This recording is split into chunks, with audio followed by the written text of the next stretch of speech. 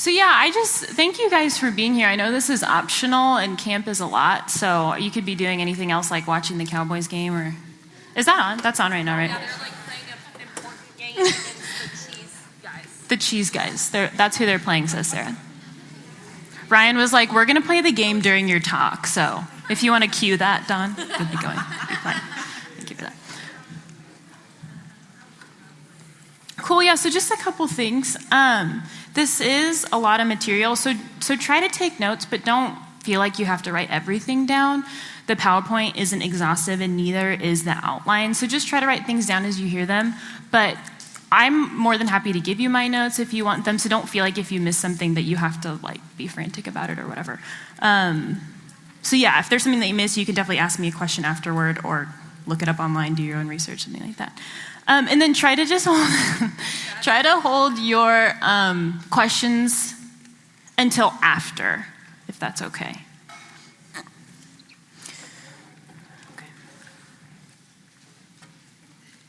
So before we sort of jump into the material, I really just wanted to talk to you about a couple things that I think are important before you study history, and I just want to talk about why we should study Christian history, and these things are on your outline as well.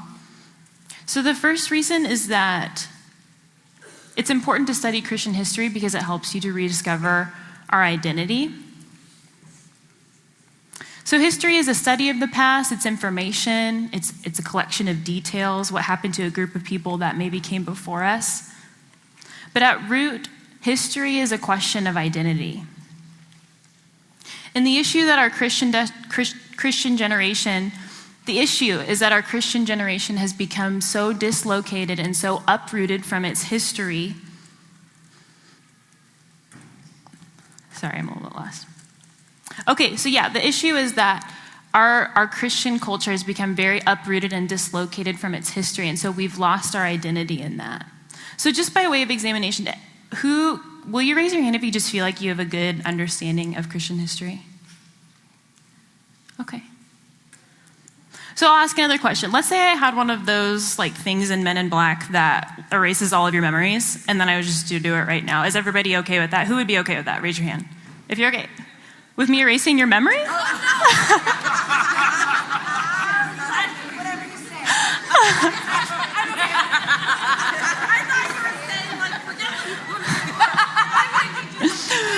I'm sorry. We're trying to keep an open mind. Okay. Yeah, open mind. But this is a related question because if you lose your history, your personal history, you forget who you are. It becomes an identity crisis. How can you make good decisions and learn from your mistakes, have good relationships if you don't know your own history? This would lead to an identity crisis, a desire to discover who you really are. And this is largely the state of our Christian generation. We're going through an identity crisis.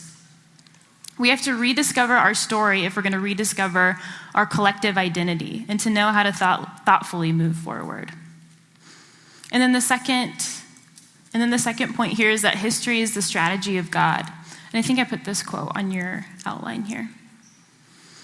The uniqueness of the scandal of the Christian religion rests on the mediation of revelation through historical events.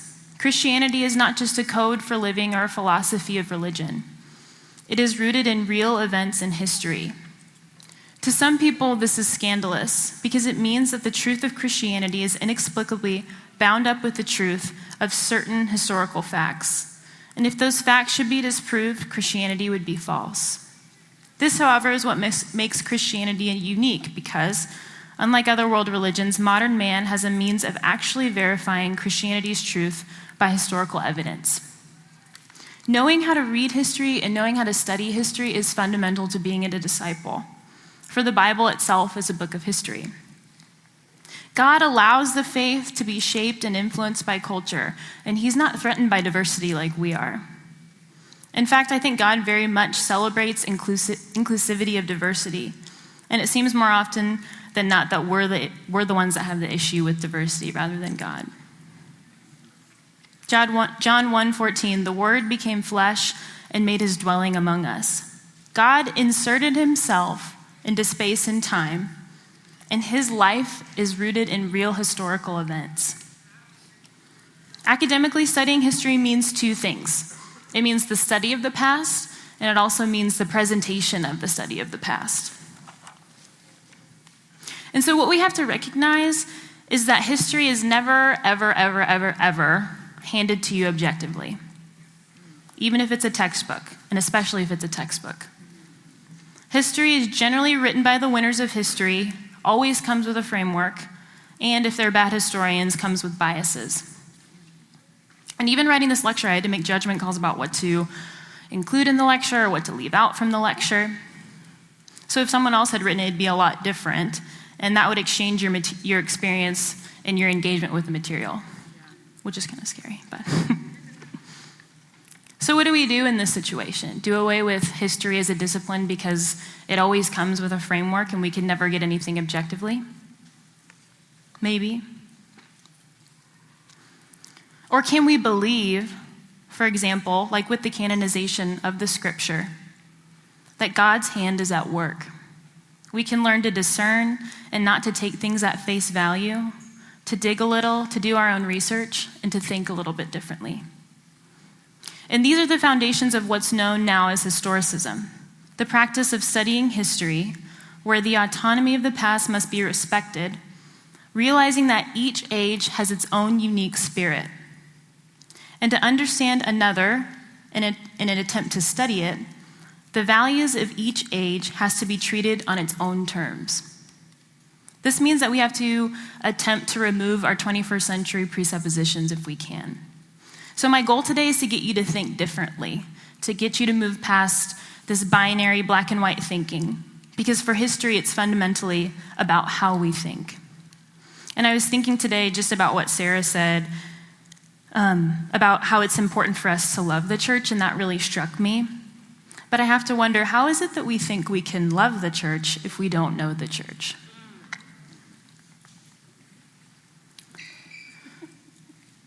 So just a couple things before we get into the material. I'm really leaving out a lot. So if this sparks your interest, or if there's something in particular about it that sparks your interest, I would just encourage you to read the books that are on the outline, or listen to the lecture that Sarah Williams does from Regent College, because it's really incredible. And the path that we're going to be following today is the path of the Western Church versus the Eastern Church, and we're going to talk about that a little bit. So just know that. And that's mostly just because that's the one that sort of impacted where we are today. So it's not that we don't think that the Eastern Church is important or has an impact. It's just the Western Church is the line that we sort of come from, if that makes sense. So what we're going to do is we're going to go through each sort of period that I've put on your timeline there. And what we're going to do is talk about key figures, key features, cultural shifts, and then some of the impact that some of these secular worldly events have had on the church.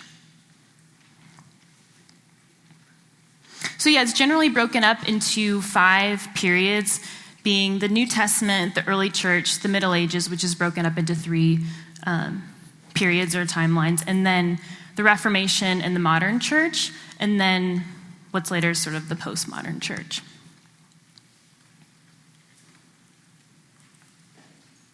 So just jumping in, we're going to sort of talk about the New Testament and the early church sort of in concurrence with each other, because a lot of the themes and happenings can sort of run together. So that's, in my mind, how I thought of it. And the New Testament church really just marks the earliest life of the church.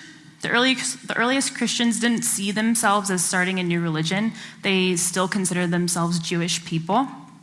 The main difference being, of course, that they believed that the Messiah had come while these other Jewish people were still waiting in Advent for the Messiah.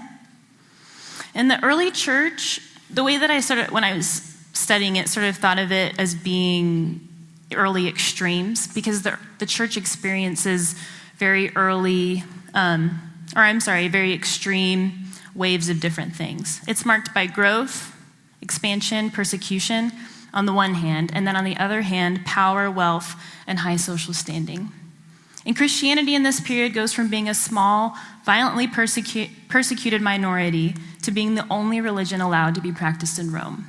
So the question that we're going to answer is how. So as far as growth, goes, and as far as numbers, it's a little bit difficult to pin down the exact numbers since there wasn't anything like a census taken for the church.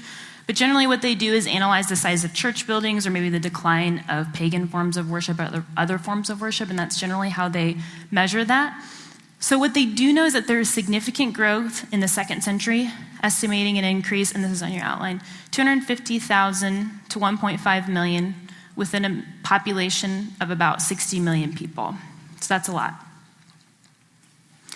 So as far as expansion, kind of the trajectory of it, it goes from Jerusalem to Antioch in Syria to Ephesus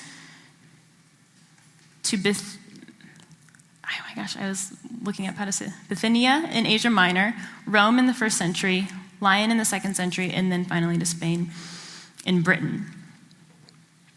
So some of the threats to expansion in the early church did experience a lot of external threats. We're going to talk about them first from an external point of view, just from the state and from the people around them, and then we're going to talk about some of the threats internally that they experienced.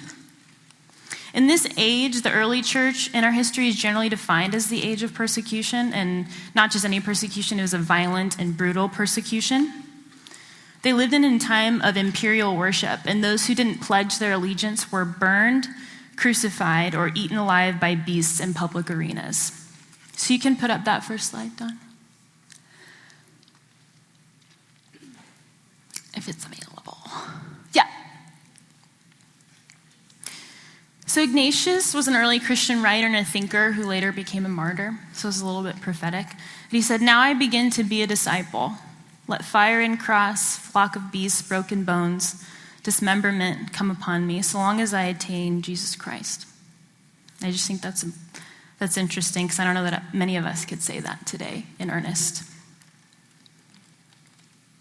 Christians also face some interesting accusations, including incest, cannibalism, atheism, which I think is interesting, but it was because they didn't worship other pagan gods, so they were seen as atheist. They were accused of being ignorant, of being socially inferior, of having an unreasonable doctrine, of being bad citizens because they weren't good Roman citizens that worshiped the emperor.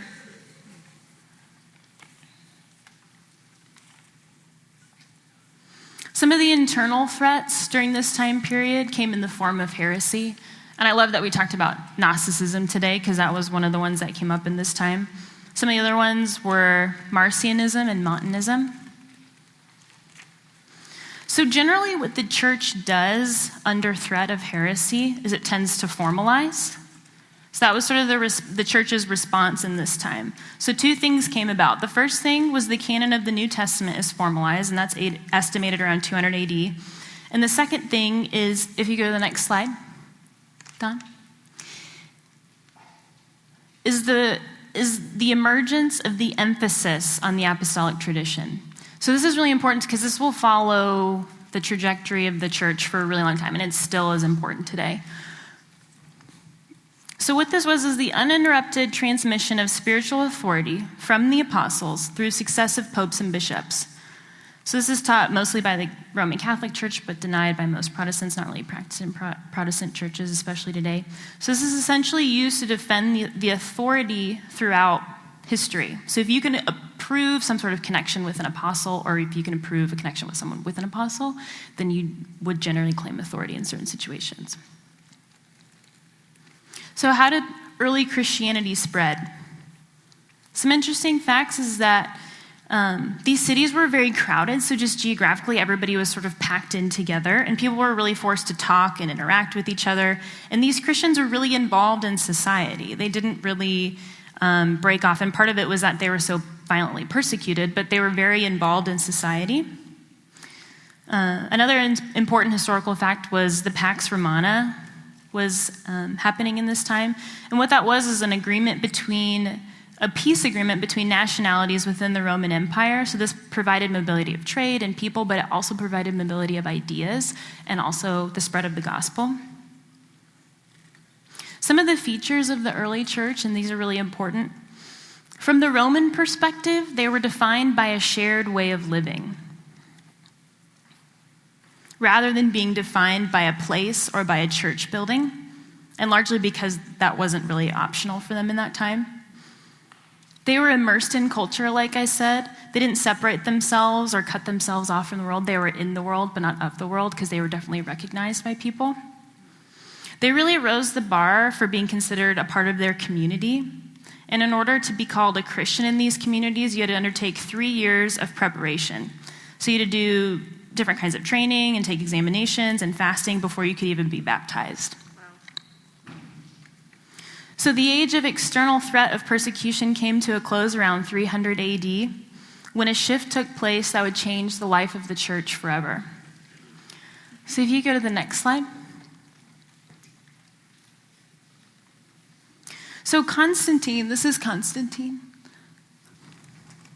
Constantine takes power and establishes Constantinople early in the 3rd century. Shortly before taking power, he was a pagan before, and he claims to have had a dream while he was in battle where Jesus appeared to him and told him that he would help him fight the war, essentially. So he immediately converts to Christianity. And after he took power, the age of persecution for Christianity is officially over. And there's obviously still a lot of debate surrounding the sincerity of his conversion, considering that he still acted as a pagan priest, which was traditional for the emperor. And he wasn't really baptized until his deathbed. But what is clear is that Constantine and his sons, as ruling successors, enacted laws in favor of Christianity that changed the life of the church forever. So the Edict of Milan in 313 officially made Christianity legal. And then after Constantine later, Christianity is the only form of legal worship due to the Edict of Theodosius in 381. So that's a huge shift. That's a huge paradigm shift in the history of the church. So Constantine establishes what is known as the imperial church. And what did this look like? Firstly, imperial forms of worship now applied to the church. So one of the practices of the early church was not to kneel in prayer on Sundays, and this signified a belief that they had that this was the day of adoption, when you could approach the throne in confidence. So it wasn't really a practice to kneel in prayer on Sundays, but bowing before the emperor was practiced, and so this became incorporated into their form of worship. Imperial land was given to the church. Christian symbols appeared alongside the emperor on coins. The day of the sun is established as a day of rest, now known as Sunday. For the clergy, ordination now became a path to power and wealth. The clergy are well-fed, well-dressed, and respected in society. They're given financial and legal advantages like tax exemption, which is something we still practice today. Another feature of this church is that they began to rely on the emperor to fight heresies. So due to the integration of church and state, theological dispute was no longer a spiritual issue. It was now a political issue. For these disputes could lead to civil unrest, and so the emperors wanted to quash them as soon as they could. So if you go to this slide. So one important example is the Arian controversy. And so what that was, I didn't write this down on my sheet. So Arianism is a Christological concept that asserts that Jesus Christ is the Son of God, who was created by God the Father, and is distinct from God the Father. So basically saying that Jesus isn't divine. And so what Arian does, and this is like a very crude and short explanation of his argument, but just that basically it doesn't really make sense that Jesus is divine. And so that's sort of his argument, and he begins to get a ton of followers. And while this seems sort of odd to us today, again, this appealed to a lot of people, and he gained a pretty large following. And I remember reading this and this really striking me, because I think I take that for granted, that I just sort of believe that. And I don't know that I ever really considered that Jesus wasn't God, if that makes sense. And part of it is that I didn't grow up with anything other than Christianity. So that was just always a thing. Jesus is God, Jesus is God. So maybe if you didn't grow up Christian, that wasn't always a presupposition of yours. But that really struck me. Like, I don't know that I've ever really wrestled with that. And maybe I should. Maybe that's something that I should actually think about. Because sometimes I don't think that you actually believe something until you question it. Does that make sense?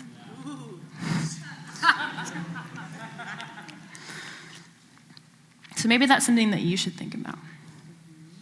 So after the death of Constantine, this leads to political unrest, where a fight between Constantine's sons over who gained what territory, this marking the first real split between the East and the West, geographically and theologically. The West, under one son, saying loyal to the decision of the Council of Nicaea. So what happens here, the Arian controversy, so they settled the dispute at the Council of Nicaea. So this produces the Nicene Creed, which is something that we still use, which affirms Jesus' divinity. So the West, saying loyal to one son, under one son, saying loyal to the Council of Nicaea, and the East, under another son, saying loyal to the anti-Nicene belief. And by the end of the 4th century, paganism had basically disappeared. By the 5th century, Christianity was firmly established and in complete cahoots with Rome. And so it's kind of helpful to think of, we can start to think of the Catholic Church or the Roman Catholic Church now as we can, as we sort of think of it today, if that's helpful. So what are some of the reactions to this new imperial church? Some saw these events as the fulfillment of God's purposes on earth.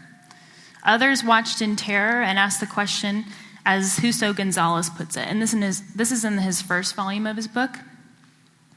He says, how is one to be a true Christian in such circumstances? When the church joins the power of the world, when luxury and ostentation takes hold of Christian altars, when the whole of society is intent on turning the narrow path into a wide avenue, how is one to resist the enormous temptations of the time? How is one to witness the crucified Lord to the one who had nowhere to lay his head at a time when many leaders of the church live in costly homes and when the ultimate witness of martyrdom is no longer possible? How to overcome Satan, who is constantly tempting the faithful with the new honors that society offers. And then there was a group of people who desired to stay pure to the church that was found more in the early forms of it. So this drove people to a monastic reaction. So this is really where the emergence of monasteries comes from. And although there were small pockets of monasteries in Europe or in the empire, it was the Desert Fathers who pioneered this movement and this growth. So this was largely born out of reaction to the new wealthy imperial church, if that makes sense. So some key features of this are solitude, rejection of the body, poverty, celibacy, monastic dress, and sharing of goods. So the earlier practices of the church became really their hallmark. So in summary of the New Testament and the early church, under persecution, the church was described as vibrant and otherworldly. They were defined by a shared way of living rather than by a doctrine. In dominance, they were defined by clerical positions becoming pathways to power. The community defined by theological disputes and the opulence of church buildings. And the church involvement with Rome happened almost as soon as it was in its decline to power. And they became so involved with the church that as soon as Rome fell, the church really fell with it. So we're going to move into the Middle Ages.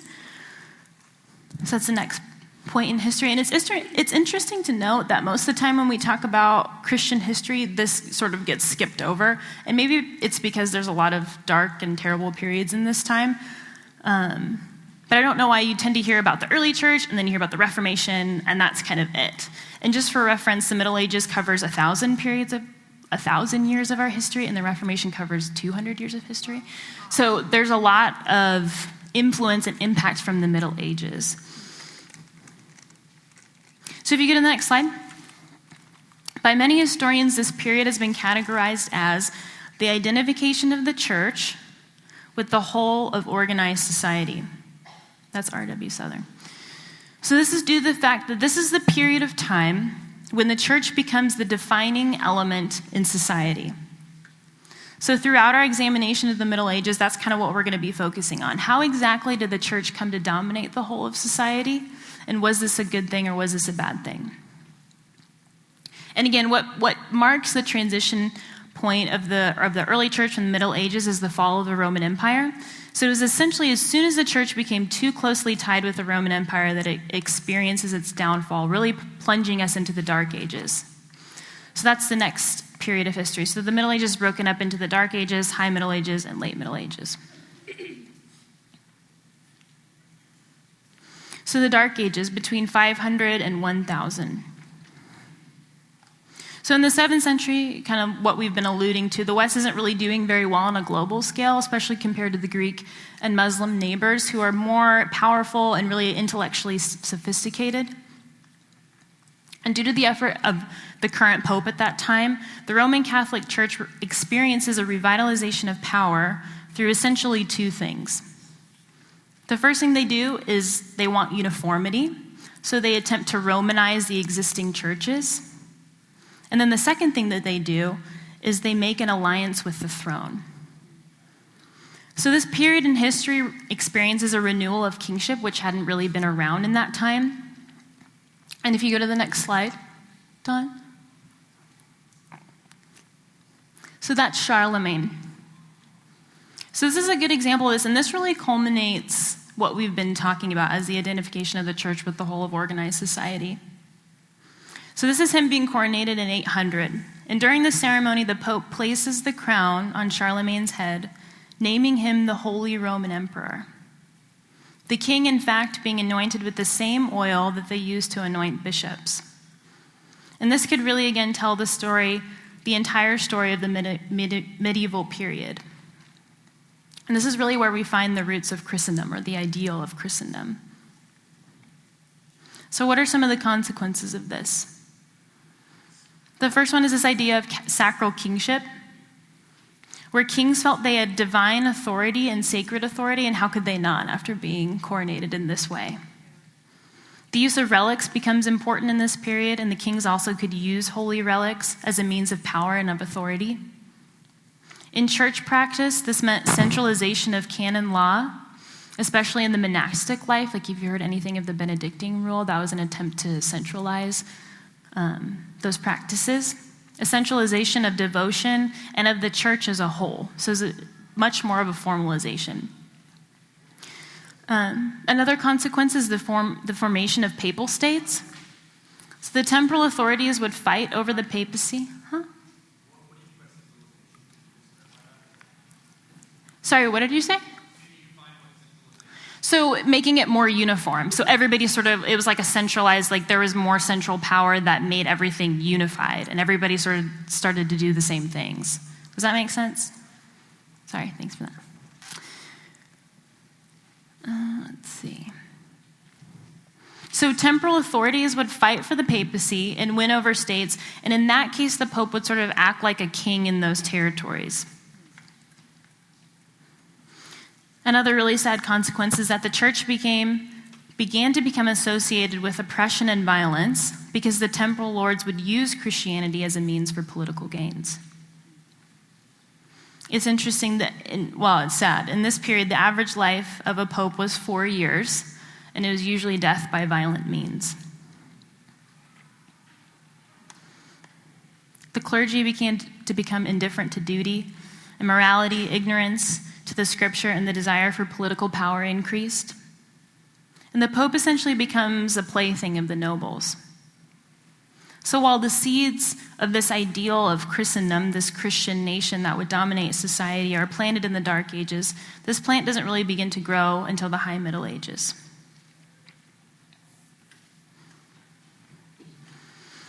So now we're going to talk about the Celtic Church, and I wanted to bring them up because I think it's important to understand that there were churches that were developing outside of Roman rule, so that wasn't just like the only Christian people in that time. There were definitely different forms coming up in that time. The Celts were a tribal society, and they were steeped in violent culture, cattle culture, or like a clan style of living. They lived in a stratified society, and emphasis was placed on gift giving as a means of commerce. So that's what their trade was. It was a means of gift giving. And all of these features of society had a deep impact on their style of Christianity. And the monasteries in that culture were placed strategically at boundary places, between types of terrain or between marketplaces, and for them, this signified the guardianship of the spiritual quality of frontiers. Monasteries were seen as boundaries between this life and the next, and God's kingdom was being established at these intersections. So visually, these people proclaimed a type of eschatology that I think we don't really tend to use anymore, these like visual statements of theology and eschatology, which I like a lot. And these people placed a high emphasis on spiritual wandering. For them, this was another kind of martyrdom or dying to oneself. So if a monk sort of signed up for this, he would be 6 months at the monastery, and then for 6 months, he would just sort of wander wherever he felt like God was leading him. I think it was just one time. So they would just do it. It was just whenever they signed up for that or whatever. So they weren't doing it all the time, but it was just something that they did. Yeah. And I wanted to bring up this idea because I think it's super foreign to us. Like, we don't really understand this idea, especially in stark contrast to this idea of being encouraged to stay rooted in a place that you are and to sort of establish yourself there. Because for these people, dying to yourself looked a lot like spiritual pilgrimage. And I just wanted us to think about, what does dying to yourself mean in your community? Do we take our definition of that to condemn others that don't do the same things that we do? Do we use what God has called us to in order to distinguish ourselves from others, to decide who's in and who's out? Or can we be encouraged by other communities of God from different denominations and be inspired by their devotion and their means for it? Wow, that's good. The mission of the Celtic Church eventually spreads to England, where they clash with the Roman Church. So the Celts being this indigenous and barbaric people coming into contact with these very clean Roman people who don't do these like spiritual, rustic, wandering types of things. And they very much did not agree with their style of Christianity. And I wonder maybe who those people are to us today. So just as far as, just continuing in this sort of idea of these other forms of churches that were forming outside of the Western church. And I just wanted to make a distinction between the Eastern and the Western church because we talk a lot about it. But I just want to give you a little bit of fundamentals for that. So when we say the Eastern church, we mean all churches not under the Roman Pope, obviously. So it designates forms of ancient Christianity after the break of the Roman Empire as it lived on in the Byzantine, Middle Eastern, and Russian lands. So that great break or the Great Schism happened in 1054. And as far as the Western church, the one we're talking about today, so this term consists of the Latin church and the Catholic church and a variety of Protestant denominations. So I think this is on your outline, but one historian put it this way, and it really struck me because I think it really encapsulates a lot of the Eastern and the Western church. The West, the main question that the West tries to answer is, how do I, as a sinner, stand before God forgiven? While the East asks the question, how do I become godlike? And then another interesting point is that the West mainly uses Latin as their form of studying and for understanding the scripture. So this really shapes their understanding and thinking and its trajectory. And then the East uses Greek, because that's mainly what they use for their form of study, and that influences its thinking and trajectory. So the form of language that you take influences the way that you think. So it kind of leads them in different directions, if that makes sense. So due to our organizing feature of this period, or the question, or the statement that we're using to organize our thoughts here, the identification of the church with the whole of organized society, the major events and social structures outside of the church have a major impact on the church and the way that they thought about the church. So moving on to the High Middle Ages, we're going to talk a little bit about their economy there. And during the late 10th century, Europe enters a period of peace, population growth, and relative economic stability. And so one of the reasons for this economic stability is the establishment of the feudal system. And this makes it seem really simple. It's actually a very complex sort of thing to understand. But broadly defined, and again, this is on your handout here, it was this It was a way of structuring society around relationships deprived from the holding of land and in exchange for a service of labor. So while the church in this time held vast areas of land and it was caught up in the feudal system, it by no means controlled it. So in this time, the kings were in control of society. So at this point, the throne, so like the temporal rulers and the kings, still had more power than the altar, the church, and the pope. And then I wanted to talk a little bit about a couple important shifts in Christian thought. So 2 important things.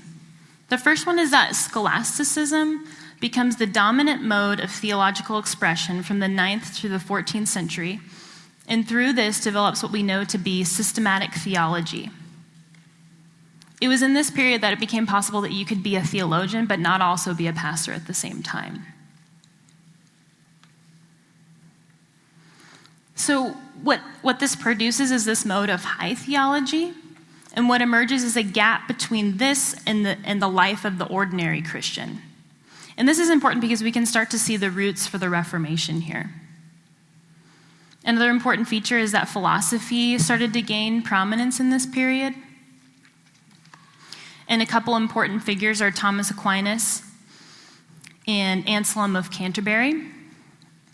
So for Aquinas, his greatest achievement in this time was to fuse the teachings of Christianity and the teachings of Aristotle, which Aristotle was highly influential in that time, and they were seen to stand in contrast to each other. So what he was able to do was sort of fuse the ideas together. And some people were cool with it and some people weren't.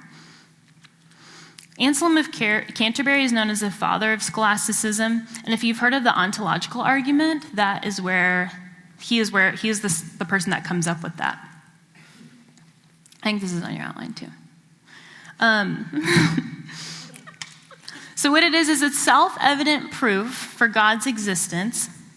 Anselm starts with the premise that do not depend on experience for their justification, and then proceeds by purely logical means to the conclusion that God exists. So the basis of this argument goes back to the debate over nominalism and realism, and while we don't have time to go into those, they're really interesting. So if that interests you, if you're into philosophy at all, I would highly encourage you to do that, because that really has a huge impact on the trajectory of the thinking of the church. So the first one was scholasticism. The second shift in this time period is an ideal of Christendom. So we've been talking a little bit about this and sort of the roots of this. So what emerges is this type of spiritual revival and fervor, if you like, largely pioneered by the monasteries, that created this desire for a Christian nation that would dominate the whole of society. And while this sounds like a good idea, this has some devastating effects.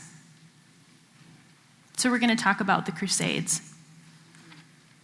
And I want to talk about the Crusades not because I particularly like to, but because I think this is important for us to understand and to sort of have a framework for, because this seems to be a block for a lot of non-Christians. It seems to just sort of get brought up a little bit offhand. And so I think it's important for us to know what happened and what they are and what caused them. So if you do, that's great, and I would encourage you to talk to other people about that, especially other Christians.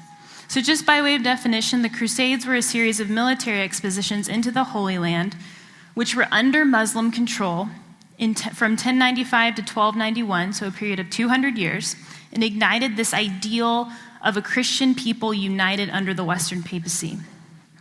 So we really have to try to get our minds around, and it's hard for us just because of where we are, just in our century and in this time period, is that for the first time there was sort of a centrality of thought across geographic lines. So for us, that's no big deal. It's like Facebook, the internet, and we're sort of all connected, and you can hear about something in this state, and then the next state someone else hears about it. But that didn't really happen in this time, or before this. So now it starts to become a little bit more available that people would have this access to the same information. And that was partly due to a unity felt under the papacy, but also universities began to be established in this time, and people started to read the same books, so people had access to the same information. And in this period, your identification with the church was more important than your identification with your geographic location, which again is hard for us to understand because we're so closely tied to our nationalities. And what this led to was this sense and mood of church and religious revival, culminating in this idea of Christendom, that there would be this good, pure Christian nation where the motivations of the state and the motivations of the church were one and the same. And this is, again, this is hard for us to understand because of our ideas of the separation of church and state. And this sounds really good, right? But then it went really, really wrong. So some of the reasons for the outbreak of the Crusades was, number one, the conversions of the Turks to Islam.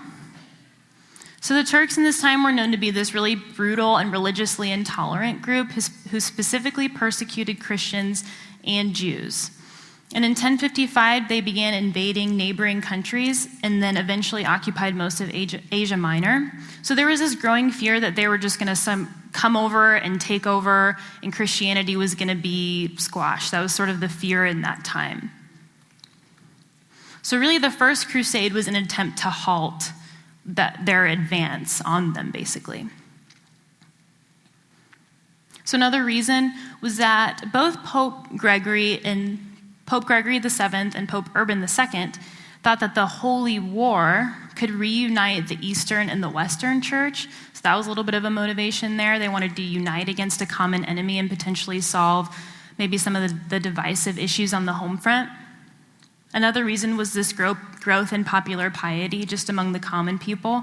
And part of what the Turks did was made it impossible to make a holy pilgrimage to make a pilgrimage to the Holy Land because of the persecution that was happening there. People couldn't travel there anymore if they wanted to. But what I want us to remember is that there were 8 crusades that spanned over 200 years of time. And when people talk about the Crusades, what they generally think they mean is that there was one long war or one long crusade, because they say the Crusades or the Crusade or whatever, and one attack of these mean and corrupt Christians on these nice and peaceful Muslims. But each crusade was different, and each carried its own features and its own motivations. The first 2 crusades, again, were an attempt to sort of halt this Muslim invasion. And there were genuine and sincere people who worried for the fate of Christianity in the face of this. And does it make this right? No, but it makes it complex, because we generally don't talk about it in complex ways. We talk about it in very black and white ways. From a military standpoint, the rest of the Crusades were technically a failure after the first 2, resulting mainly in capture and carnage, the last of the stronghold being taken in 1291. But the next time someone makes a generalized statement about the Crusades, maybe ask, which one? And I think it'd just be important in general for you to just study each one and to understand maybe what was happening and what were some of the motivations there. Because this period in our history is filled with deep devotion alongside deep darkness, with revival and pure spirituality alongside revival and corrupt papal power. So this is why we have to be careful with making quick, binary, snap judgments about real people in real history. So sort of transitioning into the late Middle Ages, we're going to look at 2 major historical events that I'm sure you've heard of and try to contextualize them with the experiences of the church. So we're going to look at the Black Death. And then if you go to the next slide. So this wasn't done. This is a more modern image. Did I have to explain that? Sarah, will you sit in the back, please? So this was a disease that started in China and spread to the West rapidly through merchant ships. The first contact of it was in Italy, causing widespread terror and almost immediate death for those who caught it. Some of the consequences of the Black Death were psychological. People thought this was the judgment of God, so naturally they looked for people to blame for that. And for instance, they would persecute and kill entire communities of Jews. There was widespread hedonism. There was a labor shortage because there weren't enough people for labor. This increased the land availability. It created urbanization. And this is an important one because it creates these new social groups So people sort of banded together, and this led to more people being educated and actually led to the spread of literacy.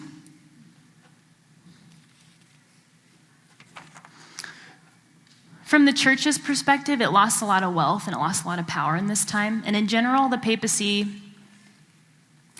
was losing power, and these conflicts that were going on really created dislike and distrust. And alongside the growth of this idea of national government, the ideal of religion as a governing institution began to decline dramatically. So people didn't really want that anymore. So the second major event that we're going to talk about in this era is the Renaissance. So the way that we're going to talk about this really is just in context to some different shifts in thinking for the Christians. But we have to see this happening together with the shifts in the theological mindsets, especially in related to church authority. So in general, what this meant was a new cultural tendency in Europe, what the Renaissance was, a new cultural tendency in Europe, a new mood, a new desire, and a new way of thinking. And this was born partly out of this decline for the ideal of Christendom. And it centered around humanism. And there are a few different definitions of it, but for our purposes, from a non-Christian standpoint, humanity was now believed to have value in and of itself, and not only in relation to God. So this is kind of a perspective shift from heaven to earth.